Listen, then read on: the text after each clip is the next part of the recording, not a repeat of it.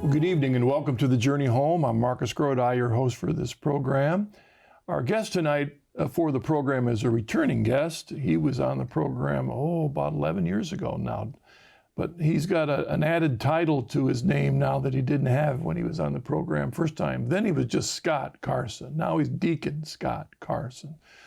Deacon Scott, welcome to The Journey Home. Thank you very much. Good to be here. It lists on the program that you were a former Episcopalian, but I do kind of remember from your story that you had a little bit more jumps in there than just the Episcopal Church. Yeah, that was the first stop on a long journey, I guess you could say. When I was growing up, my family wasn't religious at all, really. My father's side of the family was largely Presbyterian. My mother's was largely Baptist, but as a kid, they didn't go to church. We didn't have religious talk at home or anything. My sister did join a Presbyterian church when she was in high school, but she was 14 years older than I, and so I didn't talk to her about religion either. So I was basically just nothing. Nothing, yeah. Now, you came up from Athens, Ohio. Was that where you grew up too? No. I grew up in Kent and Stowe. They're yes, okay. Just northeast part of Ohio. My father was a manager at Goodyear, and so we lived in Stowe when I was really little. He died when I was 7, though, and then my mother moved to Kent because that's where she worked. Yeah. It still, in some sense, amazes me when I think about our parents, that some of them just, their faith wasn't important and they had been brought up in the faith, but by the time we were born and the faith had drifted out of their families, so that so many of our generation were brought up without really any faith, and sometimes it was the parents saying, well, we'll let them decide for themselves. Well, then we don't get anything. Right, yeah. I had no actual education at all. The one exception I would draw attention to is that my mother did teach me the Our Father, and I remember it. My father was still alive even, so it must have been before I was 6 or 7 years old. And I sometimes think about that, and I think, this is one of the many women in my life who have had a sort of a hand in my religious formation, if you will. So that was the only thing, though, that she taught me. No baptismal graces? No, I was baptized. Okay. So they did take me to be baptized, but I was I was over 2 years old when that happened. I don't even know what the story behind that was, why it was so long in coming. Yeah. I did try when I went into the diaconate. I had to get all my records, baptism included, and I was sort of at a loss because I didn't even remember where it had happened. But I did in the end. I was able to figure out not only where it took place, but also the name of the guy who baptized me. It was Douglas Potter was his name. So I don't know if he's still around, but I wanted to try to contact him and say, you know what? Guess what? That kid that you baptized all those years ago. Look where I am now. But that was it for me, really. Baptism was it. Yep. All right. No Bible laying around, no Bible stories, no nothing prayers like that. At meals, none of that. Nothing. That's wow. Now there was no hostility to religion either, though. Yeah. There's not that they tried to prevent me from being religious. It's just never came up. Just never an issue, which is interesting because that's like the majority of television shows you watch nowadays. They tell the stories of everything that's going on in these lives, but no mention of God whatsoever, as if God doesn't even have a place in any aspect of a person's life. So that's what you experience, though. Yeah. What about Catholicism? Interestingly, one of my best friends as a kid, the next door neighbor, Peggy, her mother was Catholic. Father was not, but her mother was Catholic and took her and her little brother to Mass. There was a Catholic church just about a block and a half from our house. And I remember my mother mentioning that that's where they go to church. And it was all very, sort of, what's that about? I don't remember very well what I thought about it, but I do remember thinking it was kind of mysterious and strange and not like all the other kids I knew in the neighborhood. Almost like a secret society. It seemed like it, and because none of my other friends went to church that I knew of even, so. All right, well, how long did those, so would you consider yourself an atheist or just ignorant? Well, philosophers love to draw distinctions, I guess. I would say I was not what today I would call an atheist. I didn't have any strong beliefs that there is no God. I don't think I would even say I was an agnostic, because I think to be an agnostic, you have to at least think to yourself, I Possibility. wonder whether there's a God, you know? So I never thought about it at all, to tell you the truth. So I suppose literally, you know, there's probably no word for that, just not religious. Okay, all right. And there might be more than we think of out there. Boy, we could have a nice philosophical discussion about whether you had a conscience at that point. Yeah. Well, I do remember feeling guilty about things and proud of things, you know. So you do, it's interesting. You do, you know, there is a sense of that. I remember specific episodes as a child where I felt distinctly like what you're about to do here, you know, is not something you should be doing, you know. And that's interesting in a way that someone that age, because again, it would have been before I was 9 or 10 years old, and you often think of children, you know, they pinpoint 7 or 8 as sort of the age of reason coming on, right? And I think it must have been before that I was having these intuitions. Okay. Some would argue baptismal grace. Some would say it's the conscience that God planted within us, you know. But when then would you say that first glimmer or thought about God sparked? Well, by the time I was in high school, I did have friends who talked about God.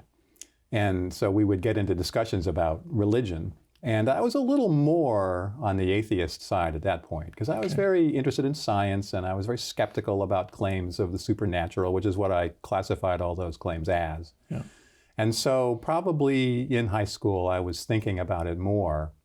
But I don't think I ever really thought seriously about any particular religion. It was more sort of the abstract notion of God or a deity of some sort. Yeah. It wasn't until I was in college that I even had any experience of Christian worship. I went to my sister's wedding at a Presbyterian church when I was 12, but that was sort of a one-off deal. And so when I was in college, though, I was dating a girl who was a Methodist, and I went to church with her a few times. And I had no idea, you know, how typical that was. I guess I just assumed this is what Christian worship is like. You know, you go into a church and you sing some songs and you hear a sermon and you say some prayers and then you go. You know, that's what it consisted in. And I didn't have any strong feelings about it one way or the other, you know, not negative or positive. It was just something people did. And it didn't really at that time pique my interest in religion either. I got to say to myself, well, this is what they do, but I didn't think about why they do it, or I didn't start reading the Bible or anything like that. So it'd be like going to a lecture or to a Rotary meeting or something. It wasn't kind of, yeah. Not really a mandate or a challenge to you to become a part of it. I seem to remember it was mostly singing. I don't even remember, you know, you hear these stories about 30-minute sermons, you know, and I don't even remember the sermon, to tell you the truth. It was, to me, it was all singing, so. All right. Methodists, you know. Yeah, well, and there's a wide band of those. Yeah. So even on into college, you have your first religious encounter, but it doesn't awaken you at all. No, I would say that I didn't really begin to think about religion in anything like a serious way until I was in graduate school. And that was, so we're talking about, I moved from Kent to North Carolina to go to graduate school in 1978. And so I was 20 years old. And I met a girl there who was Episcopalian. And she just invited me to go to church with her. And I thought, well, this is something I've done before. So I went with her. And of course, it's very different. Yeah. It's not like a Methodist service at all. And I was really struck by the difference. There's all this standing and kneeling and different body postures. And there's this whole different thing that they typically do that the Methodist church didn't do at all at the altar. Yeah. And of course, there's this big altar there. At the Methodist church, it was a little table, you know, and people were wearing different kinds of clothing, you know, the vestments and everything were all different. So I was really struck by it. Just aesthetically, it was very different. And I remember thinking that it was very exotic. You know, I had no experience of this before at all. And so I went with her fairly regularly because I was sort of drawn to it. It struck me as being somehow something very distinctive to do. You know, it was a little different than just getting together and singing songs, I think. For me, anyway, that's what it struck me as people were very serious about it. And my girlfriend was very serious about it, too. She was a fairly devout person. And there was a priest there, Robert Duncan. He's now like an archbishop in the Anglican Church. Yeah. He was the campus minister there. And so I got to be friends with him, and he and I talked a lot about different issues. He's the one who taught me, what the various parts of the Mass are for, where they come from, and what the various symbols mean. And we talked a little bit about theology. I was studying classical studies at the time, ancient Greek and Latin literature. So I was sort of familiar with some of the philosophical background to some of this stuff. But I had never really read the Bible before, so I started doing that, and that was kind of key. So that was where I began to really think about it seriously for the first time. It sounds to me still, or I guess as Deacon Scott Carson, is still looking at the Mass and understanding what's going on there, and a little bit of theology, and a little bit of the background, but not him yet. Right. Exactly. And that's, looking back on it now, nearly 40 years later, that's a huge gap to me in my sense of it. I often, in thinking about my overall journey, I often think, at that time because I was in graduate school, I seemed to approach everything as a kind of a study. I need to learn about this. I need to look into that. I need to study these texts. So that's sort of what I did at the time. I mostly read theological writings. I was working at the time on Aristotle, an ancient Greek philosopher who was very influential on some later Christian theology. Yeah. And so after studying Aristotle for a while, I got interested in Aquinas, because he's one of the great medieval theologians who was deeply influenced by both Plato and Aristotle. So I saw a connection there in the underlying, the philosophy influencing the theology. And at the time, that's what fascinated me, were these ideas. Here are these concepts that to me were extremely interesting and had great explanatory value. That's the philosopher talking, right? Yeah. Great explanatory value. So for me, it was a largely intellectual experience. And talking to Robert Duncan really helped in terms of convincing me that this was something worth pursuing and even believing in. But if you were to ask me at that time, well, what is it that you believe in? Yeah. I would have had to say something like, well, I believe these doctrines. I believe these teachings. Well, what about Christ? Where is Christ in your life? Well, he's the subject of these teachings and these beliefs. I think that's what it was like for me at the time. Now, of course, you're talking about a young guy, 20, 22, and someone who's in graduate school, so looks at the world in a certain way. It's been my experience and maybe this has been true for you as well, that that really is, the Christ part of Christianity really is a personal encounter. And you can't have a personal encounter with just books. Yeah. You can find out all about a person, right? So my story is going to be in your newsletter, and so people can read that, and they can say, well, now I know Scott Carson. Well, you know what? You might know some things about me. But yeah, you can read the New Testament and find out a lot of things about Jesus. But until you've lived this life and followed him in a certain way, it's just not the same kind of relationship. So that's one of the things I learned over the years, I guess, was that was a kind of a gap in my early experience. It almost makes you wonder, in that very simple statement that Aquinas makes there at the end, when he sets it all aside. Yeah. So much straw.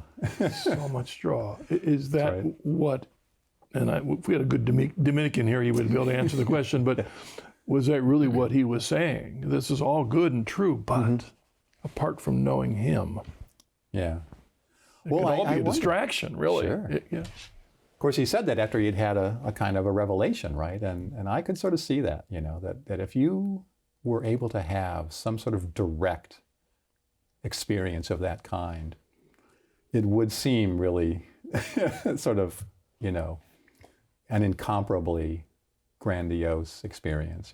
I think, like you say, it's all well and good, it's all true, and I do love the philosophy and the theology. And for me, that's one of the great attractions of the Catholic faith, is it has this really rich and deep intellectual tradition. So for me, that's part of the fun of it, really. But yeah, it's not.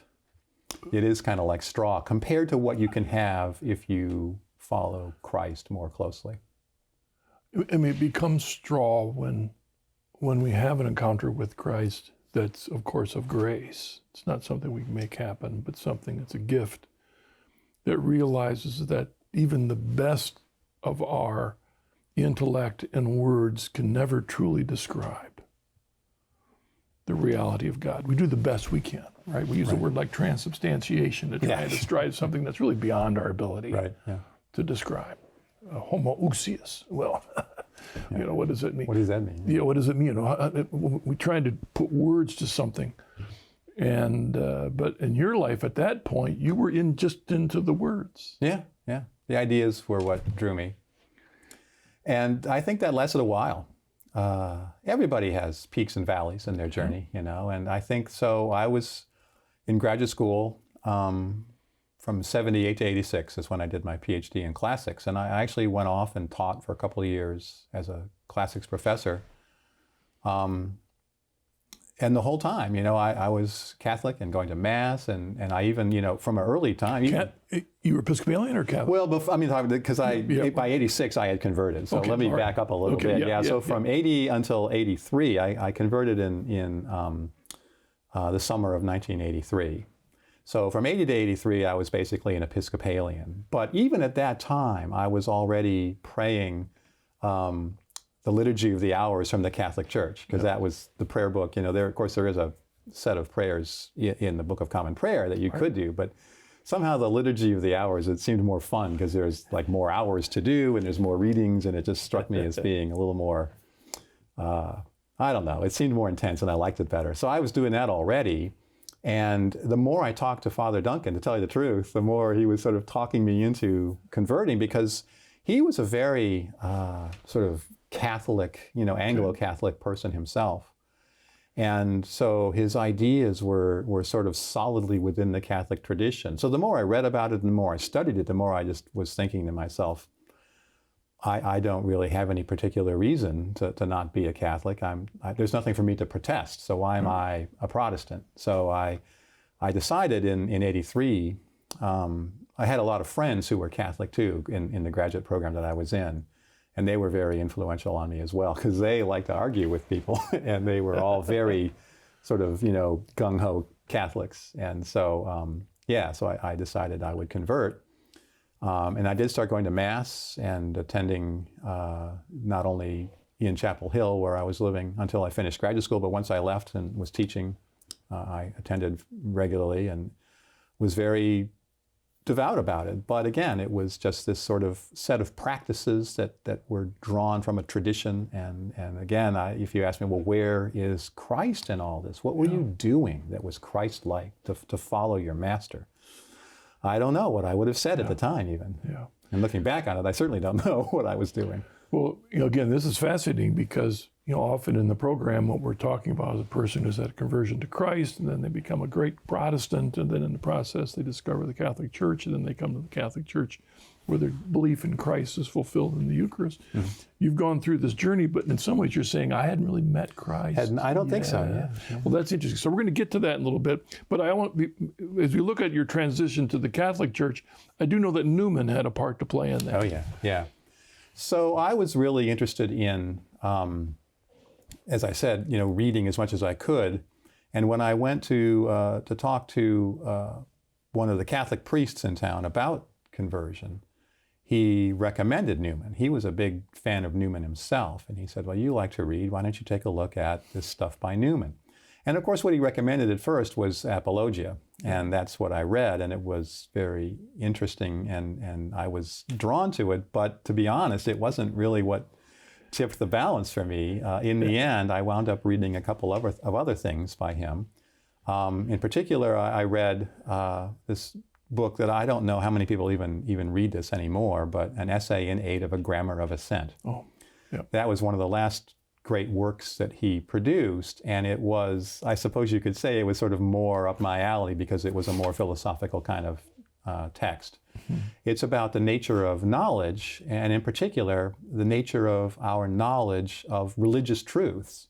Mm-hmm. So there's this distinction that we can draw between the things that you know by virtue of, direct experience, if you will, as opposed to things that we know because we can deduce them, like mathematical truths or something like that.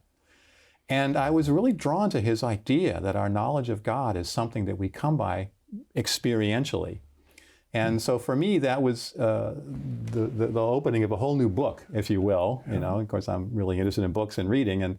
And so I think that was the beginning of my coming to see that knowledge of God and knowledge of Christ in particular is something that you have to live into.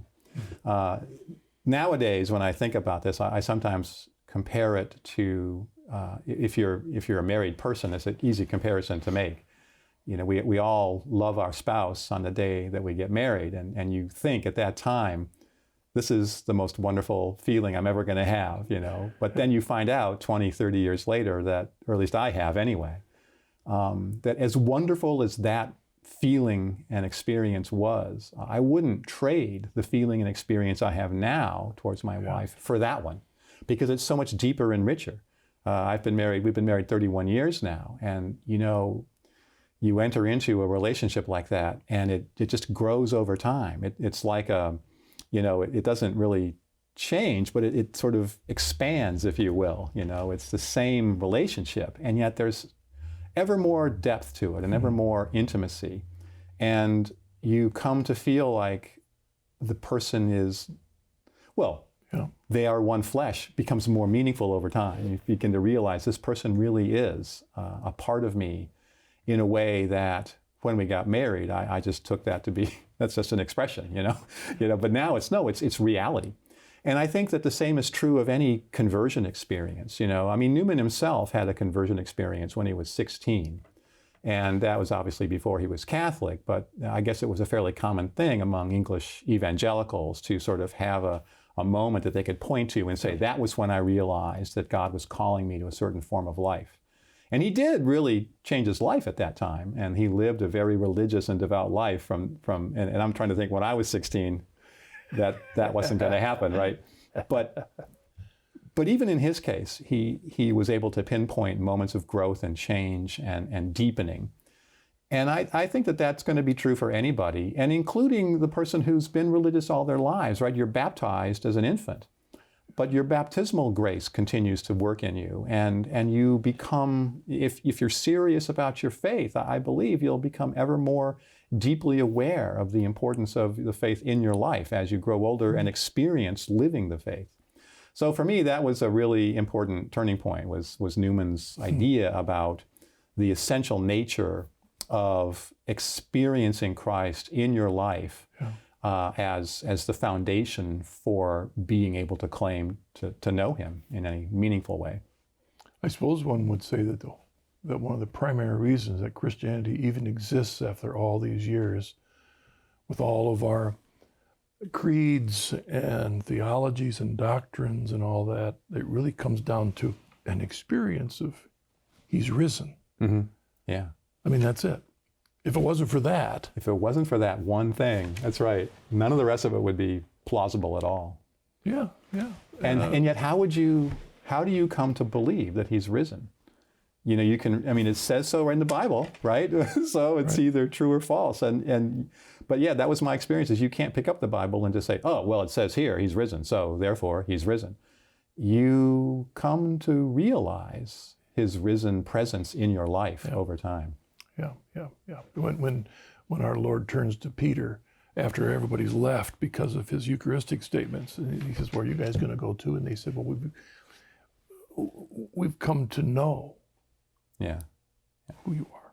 You know, there's a realization that has changed them. Now, it doesn't make them perfect, because after that they're going to fail, but still there's something there, an experience of the reality of Christ. And it's interesting then in your story, what you're saying is you became Catholic before that really happened. Yeah. Because why don't we take a break now, because I want to find out what led to that deeper walk with Christ. I do believe that one of the ways the devil has all kinds of strategies to keep us from that. And one of them is that for many of us, we can become so absorbed in the teachings and the doctrines and the things of the church that we become convinced we've arrived and we're fine Yeah. without knowing him. Yeah. Yeah. It's really true. You know, the danger of that. So let's pause in a moment. Okay. And I just want to remind those of you, in case you are new to the program, this isn't my main job, hosting this wonderful program. I'm the president of an organization called the Coming Home Network International. We have a website called chnetwork.org. And I mention that because there's lots of conversion stories on that website, and Scott's story has recently been posted in our October newsletter. So if you go to the website, you'll be able to read more details of Deacon Scott's journey to the church. So we'll come back with more of a story in a moment after the break.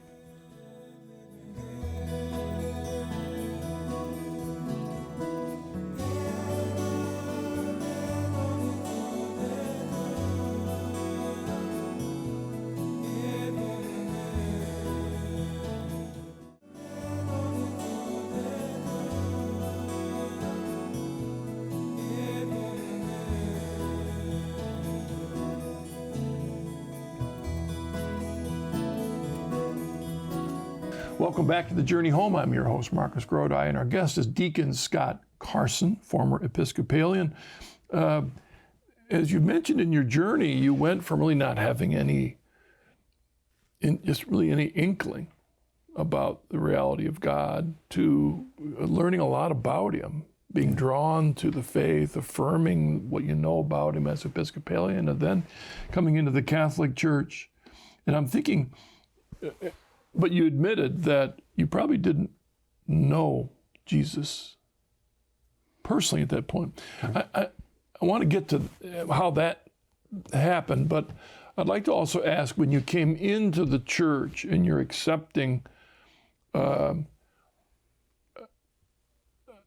a Catholic, there are things that we believe in the sacramental life that are more than just what's on paper, Right. Yeah. than where we come from. So that's him. We believe that's him, or that's him that the priest is carrying around. How did you deal with those transitions and accepting those doctrines? That's a very good question. I remember distinctly when I was in the Episcopal Church that there were sort of two opinions about that among Episcopalians. So there were some who were sort of what we might call high church, who were readily embracing this idea that Christ is really present in the Eucharistic species. But others didn't, they just couldn't grasp that, or they didn't want to grasp it. Great story about one of my friends who was also a convert to Episcopalianism from, I don't know what she had been before, but she brought her elderly mother to an Episcopalian Eucharist service.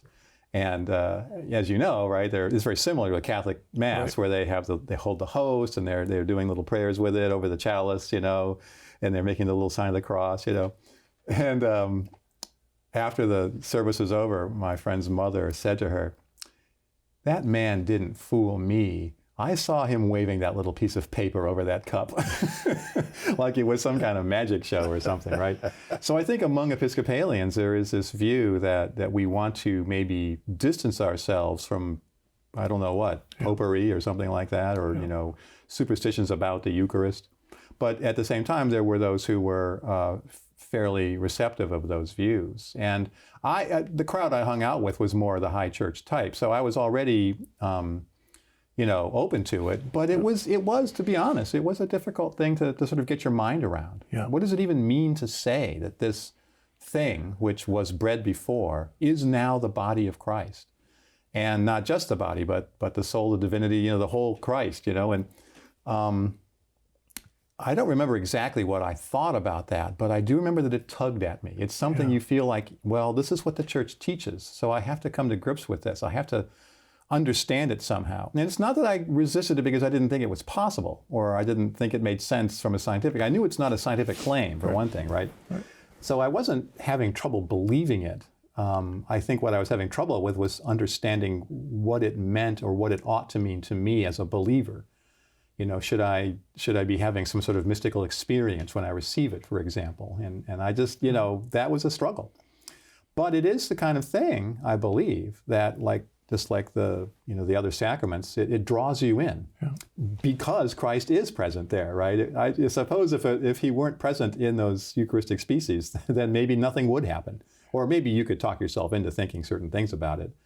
But the reality of that experience is, at least for me anyway, undeniable. And over time, if you approach it with the right frame of mind, humbly and with prayers, then you begin to have a sense of the meaning of it. That it's, and then as I got older and older and became a deacon and studied theology, I've had some little minor epiphanies along the way about it too. You suddenly realize that there isn't really any, if you can believe that God can take on human flesh and be a living human being, why can't you believe that he could be taking on bread and becoming, what I mean? It's like, why is that a problem, God is this entity that can do literally anything. And if he wants to be present to us in this form, it's just not a problem, So I think, you have to grapple with these things. And I think as I did over time, it helped a lot to just sort of be open and to be prayerful about it. And humility is a really big part of it too. You can't go in there thinking, okay, God, prove to me that you're here somehow. I want to see a sign, or I want to see some sort of, I want to have an experience of a certain kind, right? You can't put God to the test like that, obviously. Yeah. We bring a lot of baggage with us along the way that we have to be willing to let go of. Yeah. And that's humility. That's what you're talking about. Can you look back at it? Newman had a time when he looked back and said, on that day, can you look back into a time or a period when that awakening to Jesus became a cognitive reality for you? I think, to be honest, probably not a very specific point in time the way Newman could, but a period of time. Yeah.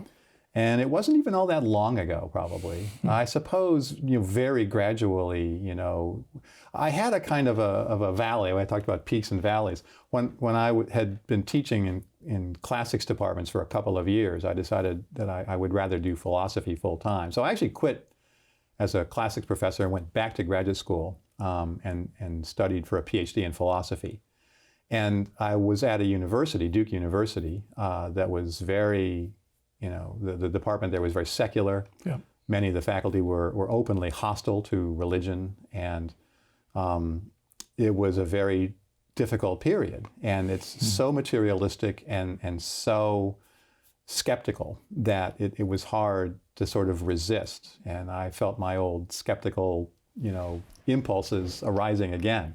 So that was a difficult time, and getting myself out of that, it wasn't probably until the mid-90s, late 90s or so, that I began to realize that I was being lured down a dangerous path.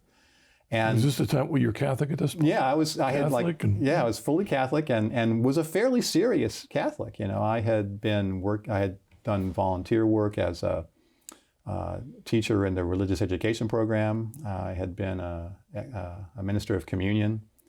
And yet I was starting to feel like, well, what do I believe about this stuff? And why do I believe it? I mean, that's the thing about philosophers. They always want to know, why do you believe this? And that can be, it's a really great question, but it's a really dangerous question. I always feel when I teach philosophy now that I have to make it really clear to my students anyway, that they really have to have an open mind when they ask that question, because sometimes the answer is going to be something other than what the materialists and skeptics are telling them, So that for me, that was a stumbling block, to tell you the truth. And it took me a few years to sort of wrestle my way out of that. So I would say by the late 90s, I was already having a desire to learn a different way to approach Christ. I had just recently gotten married. My wife and I were married in 1989. And for me, that was also a big plus, to see that part of humanness as God intended it is this complementarity. I mean, I'd had girlfriends before, but I'd never had a person in my life who was, they talk about your better half, but according to our theology, right, your spouse is literally a part of you. You're not two things, you're one thing, you're one entity. So the union of that sacrament, to me, it was a very moving and a very instructive thing to realize, I don't want to use fancy words here, but there was an ontological change, right? I was no longer the thing I had been before. Because of this public promising of fidelity to another person in the presence of certain kinds of witnesses, I was a different thing. And that really, obviously the sort of the philosophy of the theology of marriage helped me to sort of, intellectually grasp that. But obviously living it is a much better way to grasp it. And so for me, that was a major help in realizing that this is just the tip of the iceberg, right? This is God joining us together so that we can be one as he is one in a certain sense with his son and with all of us. And so I began to sort of think very differently about all the sacraments after that. So I mentioned that my mother being a strong, teaching me the Lord's Prayer, and my Episcopalian girlfriend maybe sort of introducing me to. So my wife, in a certain sense, has been the third woman who, in a certain sense, was instrumental in helping me to grow in a spiritual way. This was clearly not a rational or intellectual change in me. This was a genuine perspectival change, a different way of seeing my experience of reality itself. All right. When did the idea of the diaconate pop up into your Well, it wasn't thought? too much longer after that, to tell you the truth. When I was an Episcopalian even, I was attracted to the idea of being an Episcopal priest. So I'd thought about ministry in the church fairly, because at that time, I don't even know if you, what did I think I was going to do? I don't at this point remember, because again, I was like, 22 years old or something like that. I'm sure a lot of young guys think, oh, I want to do that too, and then they get into it and they find out, oh, I have to go to seminary, I have to balance budgets, I have to run a church, it's probably not what they think, right? And so I was not probably good material for the priesthood when I was just a young man. I was too immature in so many ways. But when we got married and we started attending a church that had a permanent deacon, I was reminded of that sort of feeling that there's more I could be doing in the church than just coming to Mass.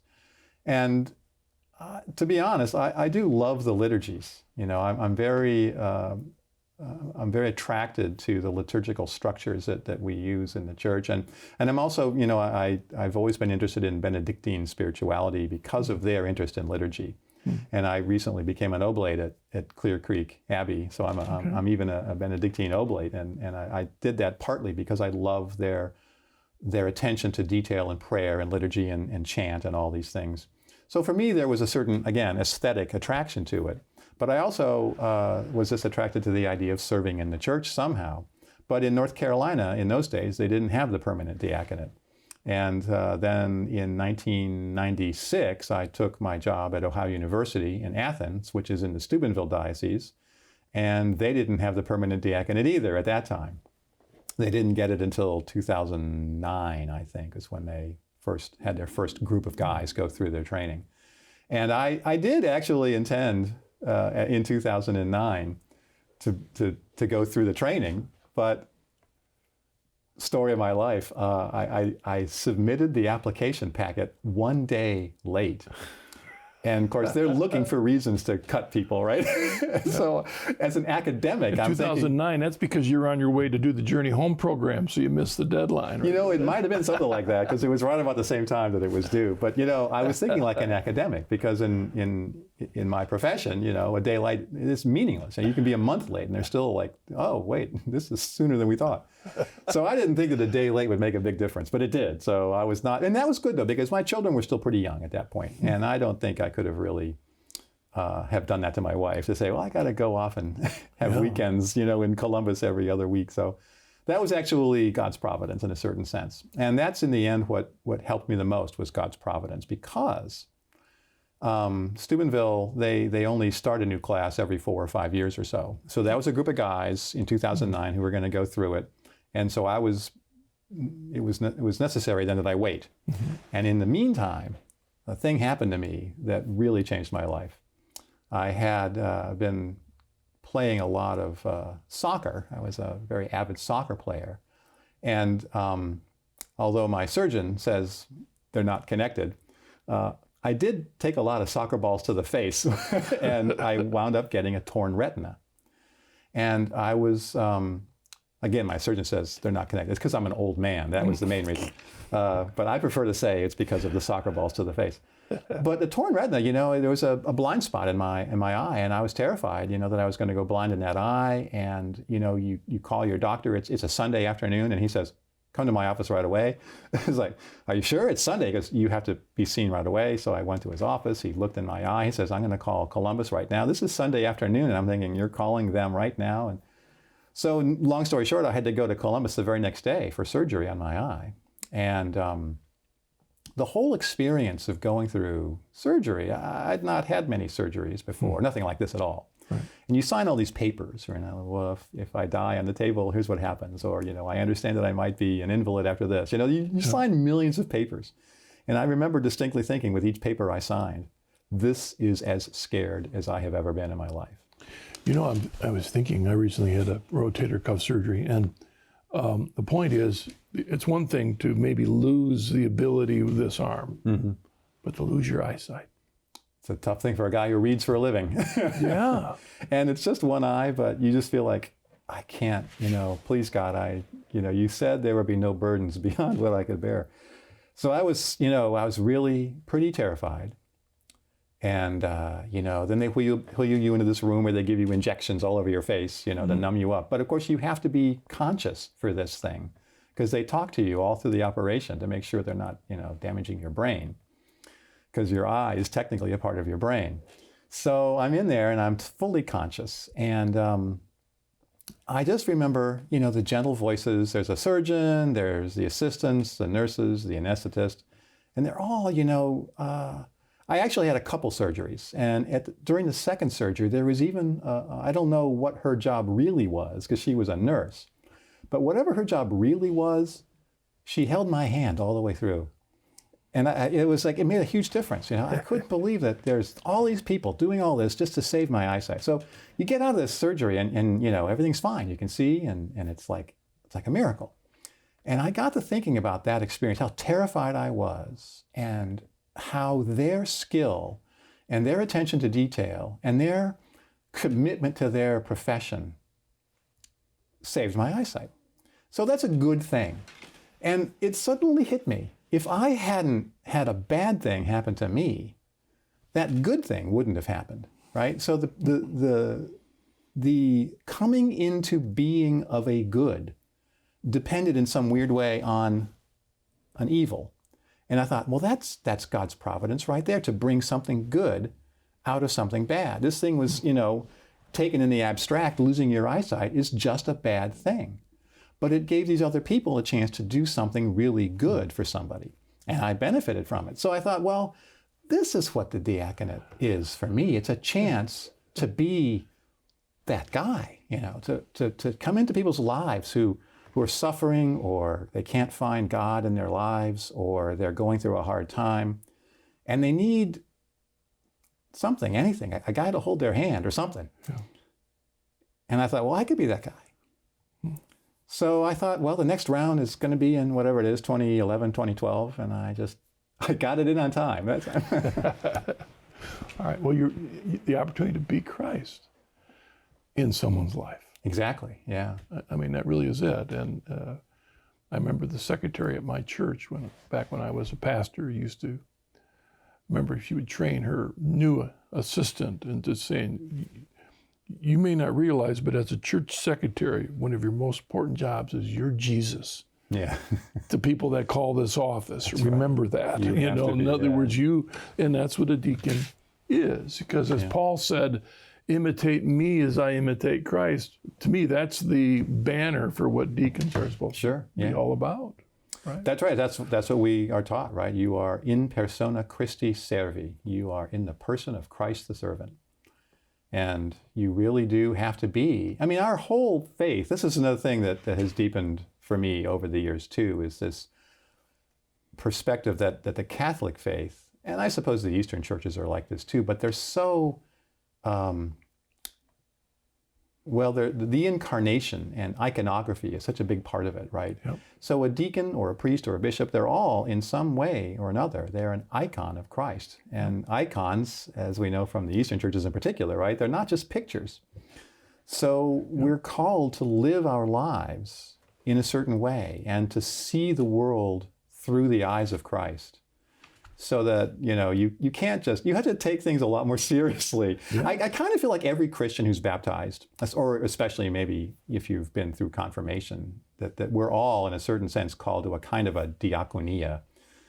There was this debate a few years ago about whether, women could be ordained to the diaconate. And my initial thought was, well, every Christian is a deacon of a certain sort. Every Christian is called to service.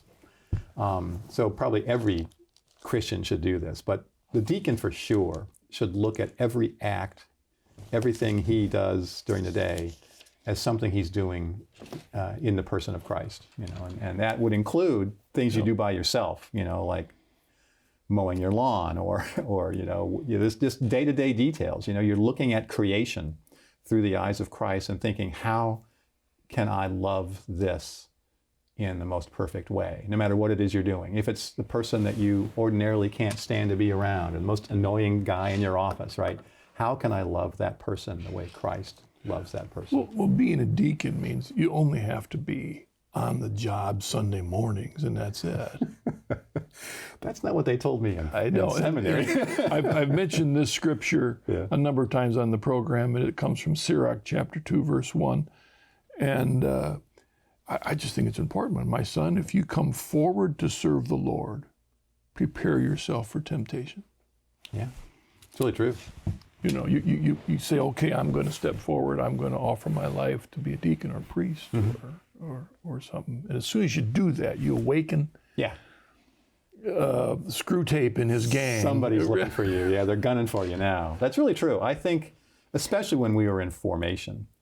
At the time I went through formation, the Diocese of Steubenville was collaborating with the Diocese of Columbus, and we all took classes at the Josephinum. Yeah. And so we did this with the guys who were in the Columbus program. And there were 7 of us from Steubenville and 12 guys from Columbus. And of those guys, in the 3 or 4 years that we took classes together, there was 1 guy who had 2 heart attacks and a stroke, 3 guys who lost a parent. A parent died during the course of the formation. There was a guy who lost his job. I mean, it was amazing what was happening to these guys. Now, of course, you're in a small, select group of older gentlemen whose parents maybe are even older. But it was striking to me how much they were being tested. Yeah. And I felt really blessed that the worst testing I had to go through was just my eyesight, which, once it was all done, I felt kind of like, well, that was hard, but now I can do that anyway. So I don't know. I agree. Yeah, there's a real sense in which you have to be on your guard. It's so easy to stumble. There are stumbling blocks everywhere, and there are temptations, and, it is true that you're not on duty just on Sunday mornings, but there's a lot of times when you're by yourself, and who's going to know if I go down this road, Well, in a recent second readings in the Office of Readings that we've been going through, a letter by St. Augustine to pastors, right? Yeah. And one of those a couple of days ago, he talks in there about bad shepherds who are living scandalous lives. And he says in there, well, the people can say, well, if he can be that way, well, then it's all right for me. You cannot set a bad example. Yeah, that's really true. And I think that the notion of scandal is a difficult one, because I look around at different things you see on social media where people are presumably defending the faith, but they're doing it in such a way that you have to ask yourself, what kind of an impression are you leaving by defending the faith in this way? Who's going to be attracted to this faith? By you. So I think it's a real danger for all of us, to really be on our guard always to answer in love, and that's a tough journey right there. We have an email from Maria from Orlando who writes, Does Deacon Scott have any specific recommendations for books or resources to gain a better appreciation of Cardinal Newman and his work? No. I hear him mentioned a lot on the Journey Home program, but haven't really read any of his material. He seems a little intimidating. And I wouldn't recommend you begin with the essay on the development of doctrine. Not that one. In fact, you wouldn't suffer too much if you never read that one. That's maybe for a professional. But yeah, I would say, I recently actually read a biography of Newman that I heartily recommend to anyone. It's available from Ignatius Press. It's by Father Louis Bouillet. It's just called, Newman, a biography or something like that. It's very readable, and it not only tells you all about his life, but it tells you about his spiritual experiences, and it talks about his writings. So it's almost like an introduction to his thought. But if you want to read Newman himself, probably the Apologia is the best thing to start with, because it is the most accessible. It was intended for a general audience. And then the thing that a lot of people like me enjoyed reading, because it's a great way to sort of motivate, if you are coming home to Rome, you might want to read On the Development of Christian Doctrine, right? Because that's all about because one of the problems that Newman faced was this question of, didn't the Catholic Church introduce a lot of changes to the Christian faith over time? It's just a massive set of weird accretions that aren't really part of the original gospel. And his belief was that the Church of England had really done a great job of preserving the original gospel. And he really thought that the Church of England was the pure, even more so than the Eastern churches. And it was in reading the Church Fathers that he suddenly discovered, oh, no, it's actually the Roman Church that has preserved this faith in its purity. And that was when he wrote the text about how it is that the doctrines we have now are not different and hostile to the gospel. They're genuine organic developments of that gospel message. And so that's a very important text for, I think, a lot of people to read. But again, certainly can't go wrong with Apologia and maybe that biography. And there's also a new biography, just came out last year, by a guy named Eamon Duffy. He's a professor. He's so you know him. Yeah, he's a great history professor. And it's nice and short. And it was written basically to coincide with the canonization. So that's a nice one too. I forget that, I think, is also available from Ignatius Press. Probably is. Yeah. Of course, there's always Father Kerr's, which is thick, I've been working my way through that one. Me too. That's not a beginner's book. That's like, as you say, it's like that thick. But that's obviously the standard biography of him. I'm wondering. We've got a couple minutes left, Deacon. That often people who study philosophy can be drawn to the church, or can find that their study of philosophy is a barrier to faith in Christ. What if you're talking to a philosopher out there right now? What would you say to prick his interest in Christ and his church? For me, one of the things that often occurs to me when I hear philosophers who are non-believers is it occurs to me that all they need to do is exercise a little more imagination. Philosophy, Aristotle famously said, philosophy begins in wonder. It's a classic line from his Metaphysics. And he said people were interested in things like the sun and the moon and the motion of the stars, and they started wondering about the world and how does it work. And that was the beginning of philosophy. Any philosopher should be interested in questions about why things are the way they are. You can give scientific explanations for, evolution or quantum mechanics or what have you. Yeah. But when you ask the deeper questions about why is it better to protect innocent life than not? Why do I have the inner mental life that I do have rather than just go through life like a zombie? You begin to realize that you can't answer some of these questions with straightforward, purely materialistic kinds of answers. And in particular, even Plato and Aristotle were aware that materialist explanations alone fail to give a complete answer to questions. So every philosopher should be striving continually to ask, well, why is it like this rather than some other way? And that's the beginning of opening the door to looking at more imaginative sorts of answers, like what the Catholic faith has to offer. All right, Deacon Scott, thank you. I just want to remind the audience that if they go to chnetwork.org, they'll be able to read your most recent article because your story was in the newsletter, Discovering Lived Truth through Newman. Yeah. I think is what you entitled on your story. I think that sounds right, yeah. All right, Deacon Thanks Carson, again. Thank you very much for sharing your journey with us and joining us on the program. And all of you, I hope that Deacon Scott's journey of faith was an encouragement to you. God bless you. See you next week.